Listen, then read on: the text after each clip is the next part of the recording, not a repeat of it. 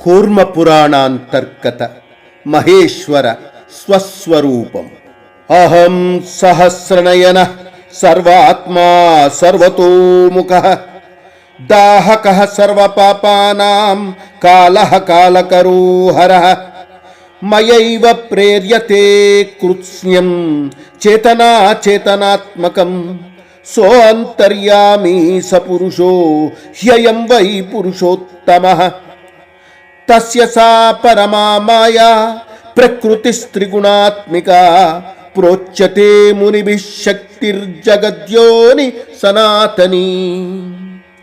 స ఏష మాయయా విశ్వం వ్యామోహయతి విశ్వవిత్ నారాయణ పరో వ్యక్తో మాయారూప ఇతి శృతిః.